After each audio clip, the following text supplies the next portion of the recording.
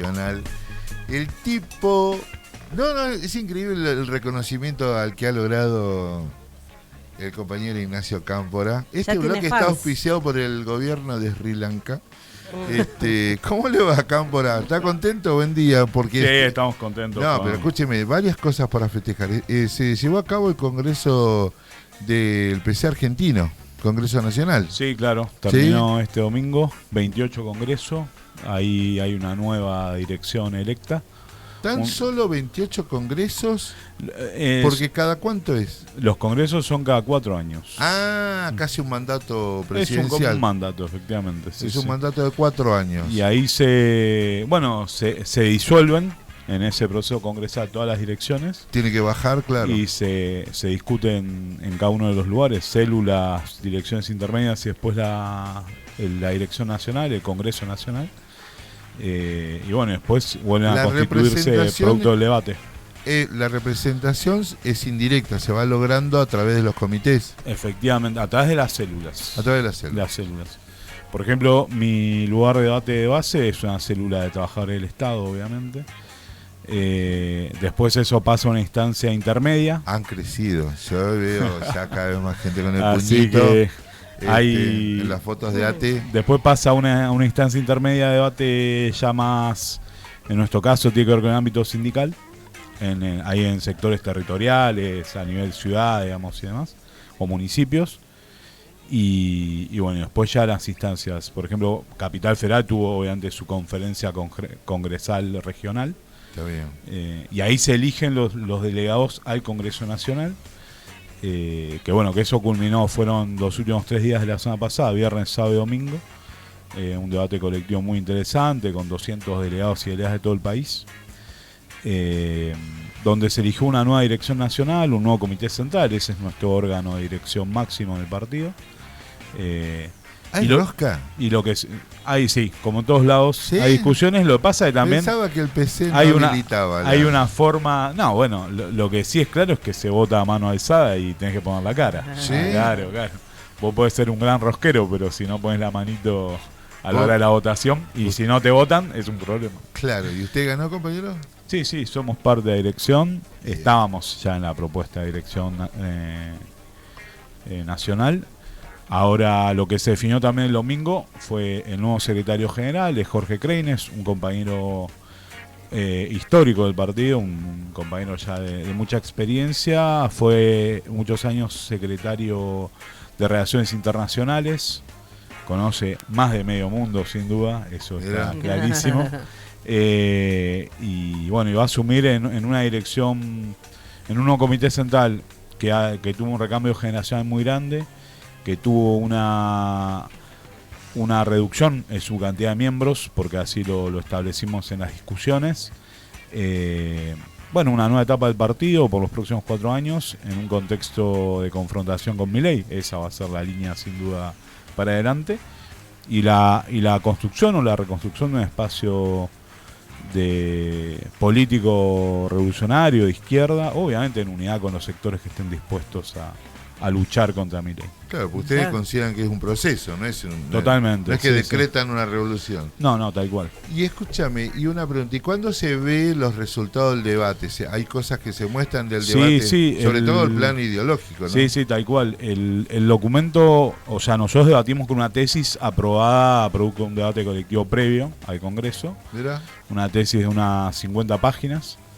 Y después eso ahora se le incorporaron un montón de una serie de documentos que, digamos una célula, no sé, la célula de CONICET, por ejemplo, tiene la potestad de incorporar documentos, como también el regional de Córdoba tiene la potestad de incorporar documentos, obviamente en línea con el debate general, digamos, efectivamente eso no puede haber una tesis, si hay una tesis alternativa, efectivamente esa tesis corre por cuenta y cargo de quienes la proponen, pero la tesis para el debate es se aprobó en un comité central previo. Sí, estaría hace bueno. Ya 6 meses. Sí, perdón, ¿hay algo de eso que se pueda ver? Digo, que se transmita abiertamente. Sí, ¿o no? los documentos de resoluciones es público, ahora se va a publicar, entiendo que en el próximo mes, va a ser el plazo. Sí, ese es un documento público, un documento que se va a subir a... Pero digo, el debate del Congreso, lo que se dé ahí, ¿eso claro. se transmite de alguna manera en vivo o no? No, los congresos son orgánicos, son de militantes del partido, no son públicos. Eso tuvo su acto público de lanzamiento el viernes pasado, claro. Que estuvo muy bien, que hubo muchos compañeros y compañeras invitados que estuvieron. Pero después los debates son propios de la organización. Y una pregunta, en la conducción, digamos, la dirección del partido. Habla con propiedad. En la dirección del partido, ¿se repiten algunos nombres a lo largo de los años, digo? Se repiten nombres, sí, claro. Sí, digamos, nosotros entendemos que la experiencia histórica de compañeros y compañeras que por ahí sí tienen muchos años en la dirección. No sé, estoy pensando en el mismo Jorge, que es un compañero veterano. Jorge, su primera instancia en el Comité Central fue en un lejano 1986. Y vos decís, una banda. Pero Jorge en esa época venía a ser responsable universitario en la FUBA. Claro. Presidente de Derecho fue uno del último presidente comunista de Derecho. Y efectivamente un compañero tuvo un desarrollo en su vida política, en relaciones políticas, después en relaciones internacionales. Todo eso son saberes y experiencias que son válidas. Y también se incorporan compañeros, por ejemplo, que son promoción de la juventud. Para nosotros el proceso del pasaje de la juventud al partido es un proceso muy interesante. A mí me pasaron medio de prepo, porque fui delegado hace muchos años en agricultura y pasé bastante antes que el promedio. Yo pasé el partido con 24 años, cuando lo habitual es más cercano a los 30 o un poco más, sobre todo cuando tenés tareas nacionales. Claro. Pero ahora también se da la incorporación de 4 compañeros que vienen de la juventud al Comité Central, que vienen con diversas tareas en distintos momentos de masas. Y eso es bienvenido porque son nuevos compañeros con todas las nuevas prácticas de la juventud en la política que van a asumir tareas dentro de esa dirección colectiva. Con los documentos me gustaría charlar todas estas cosas y cómo se busca la búsqueda para el crecimiento como partido, porque yo me acuerdo que había un compañero que me decía, acumulen, no importa dónde, pero acumulen, que los partidos se renueven, que la gente participe, pero que participe en algún espacio político, porque no hay nada que no se pueda resolver si no se hace desde la política. Entonces, un pueblo apático, no participativo, con baja nivel, nos pasa a nosotros en los sindicatos, bajo nivel de afiliación, termina transformándose primero sin fuerza y un debate entre pocos. Ya García Linera hablaba de la participación, ¿no?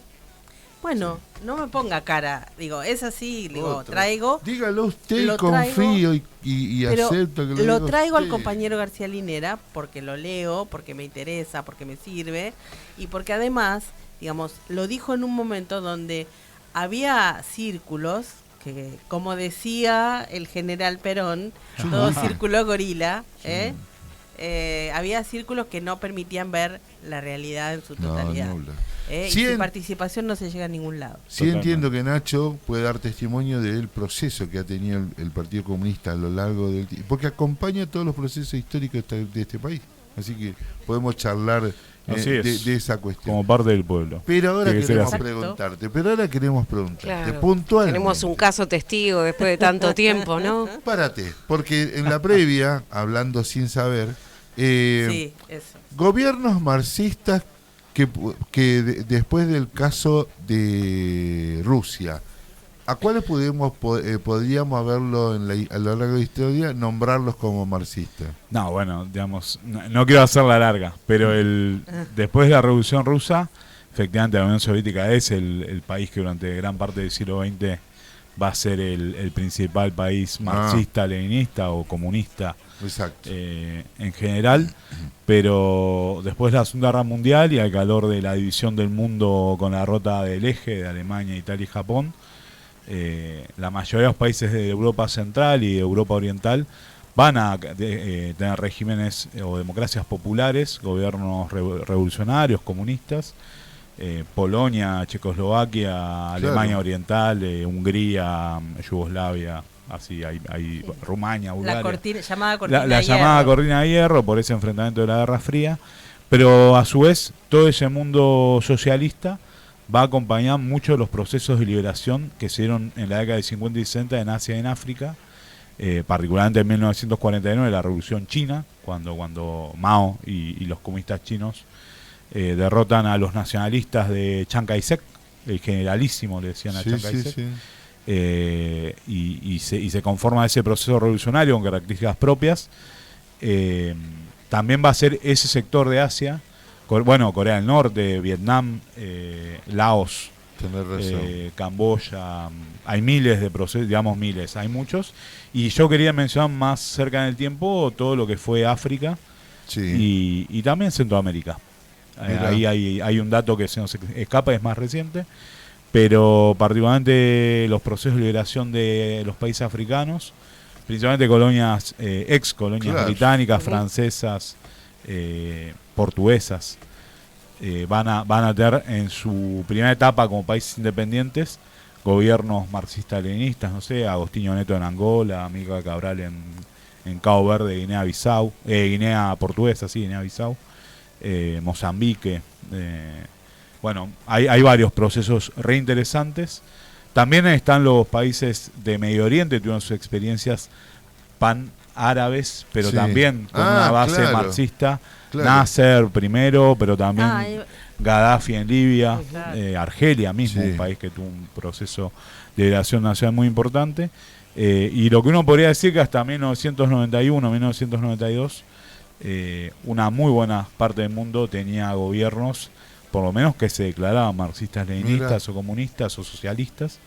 Y lo cierro con esto. Bueno, los procesos de las guerras civiles de Centroamérica, particularmente de Nicaragua, la revolución sandinista y la guerra civil salvadoreña con el Farabundo Martí de Liberación, fueron procesos muy vinculados a ese mundo dividido en dos, a las ideas de marxismo-leninismo de la revolución. Obviamente Cuba era, efectivamente Cuba es uno, no podemos olvidar, el faro que está ahí y sigue, sin duda. Pero bueno, eso, efectivamente hay un mundo, y sigue habiendo países socialistas en el mundo y comunistas más allá de China.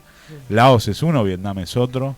Vietnam es uno de los 5 tigres asiáticos en el desarrollo económico. Hace poco nos visitó una delegación de Vietnam, re interesante, digamos, o sea, sobre todo por el enfoque social que tienen esas economías para el pueblo, digamos, ¿no? La desinformación o el sentido común te lleva a pensar que no puede haber gobierno marxista mediante una acción democrática. Bueno, claro, podemos entrar en una discusión. Venezuela es uno, sin duda, con todas sus particularidades.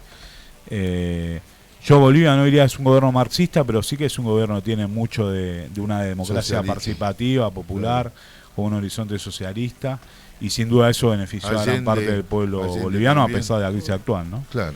En buena hora que exista estas otras expresiones y estas otras realidades, porque permite poner en tensión esa idea de la democracia liberal, ¿no? Absolutamente. Y de que algunos países como el nuestro sufre estas cosas por no haber podido salir de esa trampa de la democracia liberal, ¿no? Sí, tal vez en este caso la novedad es como, bueno, que son justamente, si bien hay otros ejemplos así de como híbridos, por llamarlo de alguna manera, desde el Partido Comunista puro, digamos, hace muchas décadas, ¿no? Que no accedían a un gobierno. Está igual, sí. Y les cuento, Sri Lanka, gordito.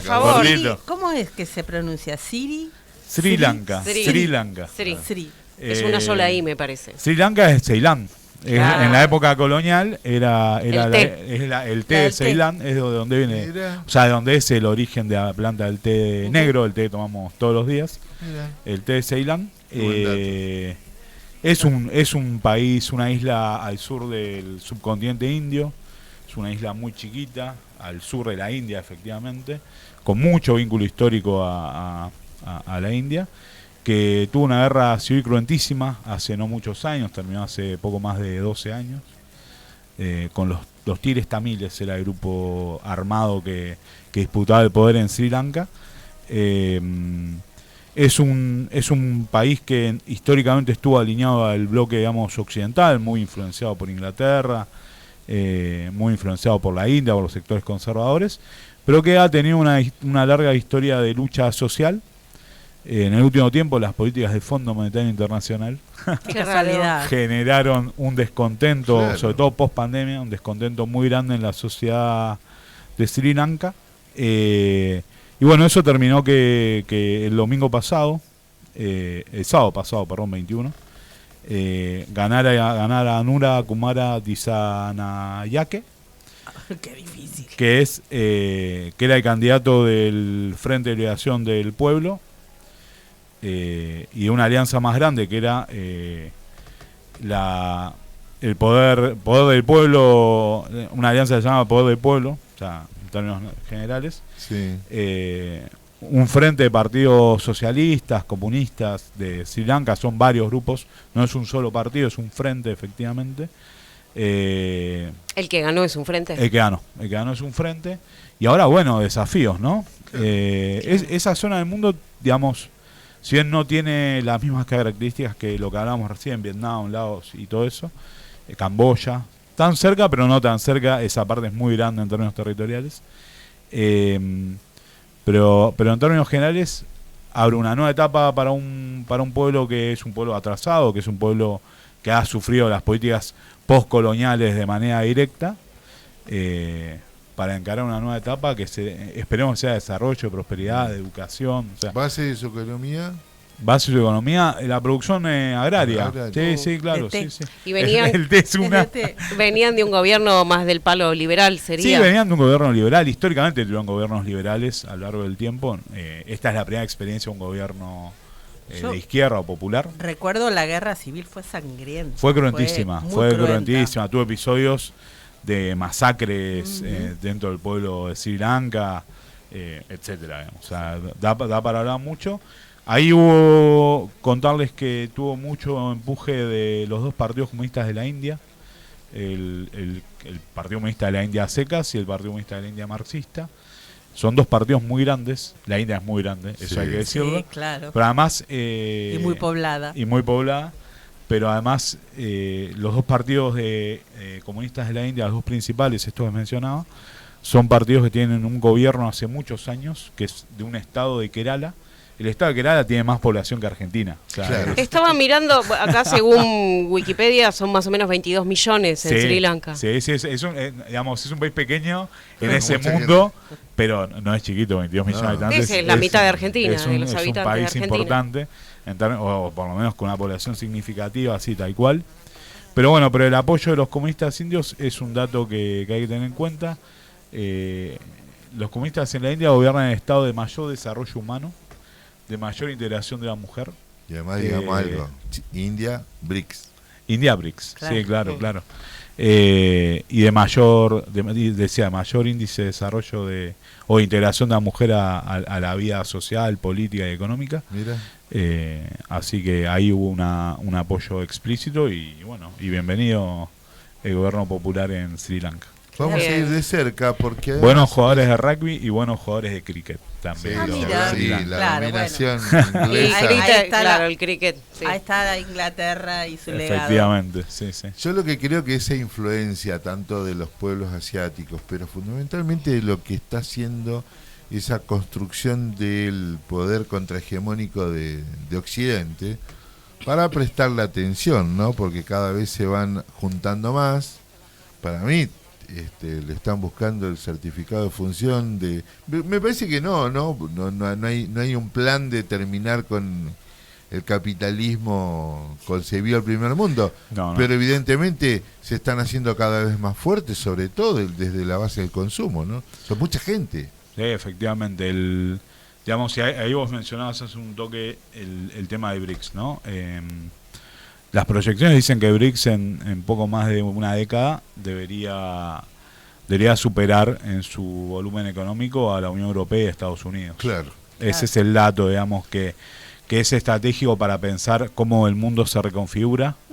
Y este multilateralismo o multipolarismo que aparece como discusión, efectivamente está en discusión, y ahí entra Milei y el discurso de ayer en las Naciones Unidas. Por ejemplo. Que le vaciaron la sala, ¿no? Sí, estuvo en una sala semi vacía, pero yendo contra ese mundo, digamos, contra esos consensos y demás.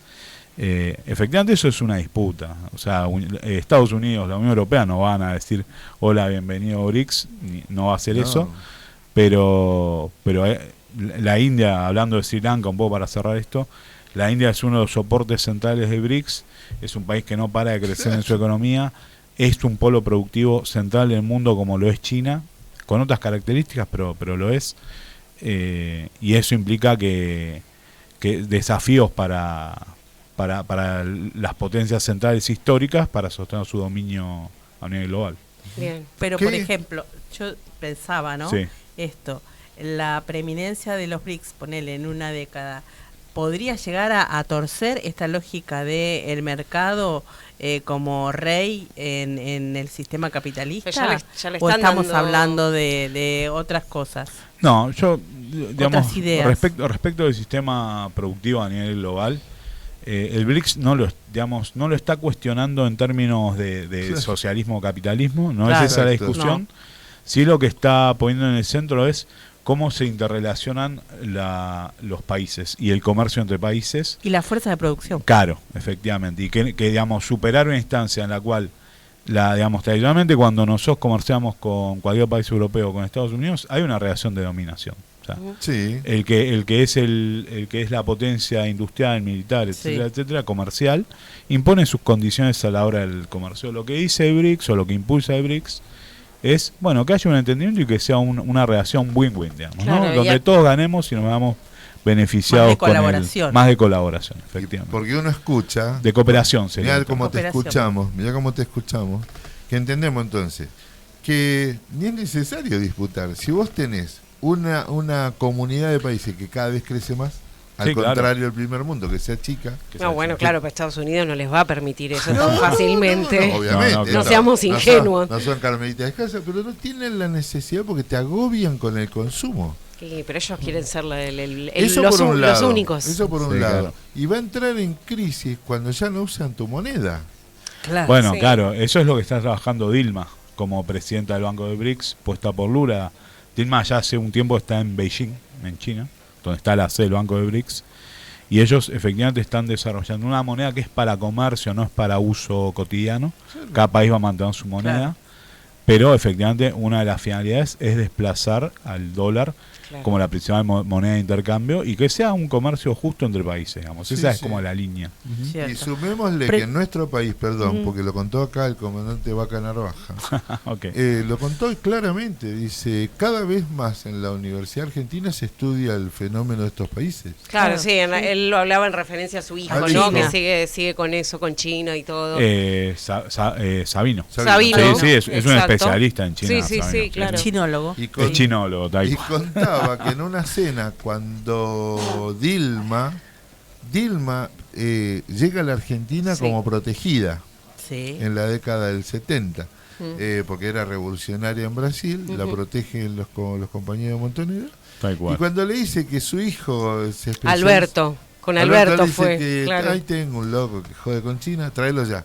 Y ahí fue la vinculación de Camilo Vaca Narvaja. Increíble. Pregunto una cosa.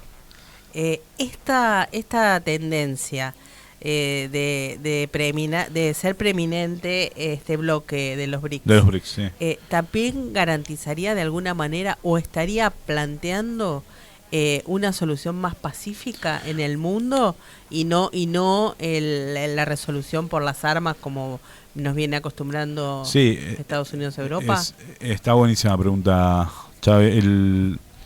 Efectivamente los BRICS al romper con esa lógica de dominación para el intercambio de bienes, para el comercio, y plantear un eje de cooperación, efectivamente plantea un eje pacífico, donde la disputa por la vía militar no es una salida, no es una opción, y efectivamente podría ser una vía para la solución pacífica de los conflictos, mucho más efectiva que la que hoy encuentra, no sé, Estados Unidos, Israel, Ucrania, digamos, en la vía de la guerra como único método. Sí, la OTAN misma. Incluso también vienen como dándole ahí batalla, ¿no?, a una semicolonización por ahí con el tema de las redes, del 4G, de los celulares. Sí, ese es un mundo en disputa fuerte. ¿Para cuándo la charla de Ignacio Cámpora con la Fundación Germán Lodal, Arte Capital, la Red Germán Lodal, sobre política y geopolítica? No hay problema, cuando quieran. Eso a disposición, obvio. La difundimos a todo el mundo. Claro, sí, la armamos. Te agradecemos, Nacho, por favor. Impresionante.